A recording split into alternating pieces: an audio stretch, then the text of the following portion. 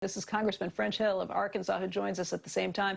And by the way, both these congressmen serve on the Financial Services Committee, so this is going to be a place where action really gets taken. Congressman Hill, let's talk a little bit about your views on this, coming from Arkansas. What do you think? Well, look, I'm glad to be with my friend Josh. Becky, good to be with you this morning.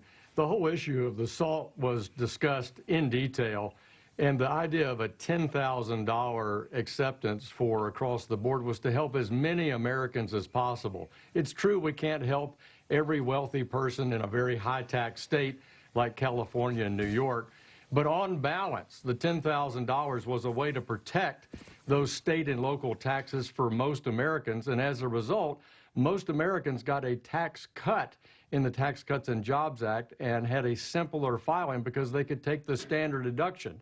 In Arkansas, we went from 7 out of 10 families to 9 out of 10 families that could take the standard deduction and have a tax savings for their annual filing.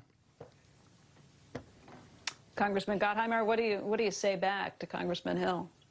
Well, hey, French, it's good to see you. I hear what French is saying, but if you come to Jersey, and listen, I get it. A lot of the red states in 2017 decided, listen, what's the best place to take money from to help us? It's from the blue states, so they went after us. It took $800 billion worth for themselves out of SALT, and I get it. It's good for them. But if you're sitting in our shoes over here, we got whacked, and taxes actually went up because of the fact that, counties like mine have an average SALT deduction of over $24,000. Every county in my district got hit. The average taxpayer got hit. So bills in my state went up, not down. So all I'm saying is let's just reinstate that and let's get the SALT back. Let's get a tax cut for everybody so that we also can get our costs down here, especially in a pandemic where we've lost 30% of small businesses.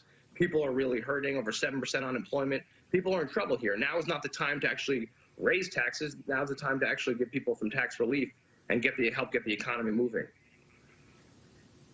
But Becky, that's what Joe Biden is proposing, is raising taxes on all small businesses by raising the corporate rate from 21% to 28%, raise the personal income tax rate, potentially consider income tax increases on capital gains taxes, every stocks transaction.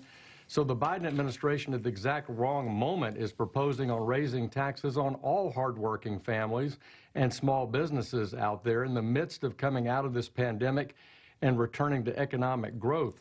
So I share that view with my friend Josh, and I just simply argue that on behalf of the general welfare in looking at the Tax Cuts and Jobs Act, a vast majority of American families were benefited, and the SALT deduction was debated very vigorously in the House and Senate and moved to $10,000, considered modestly higher, but settled on at $10,000 as the way to help the most American families across the country.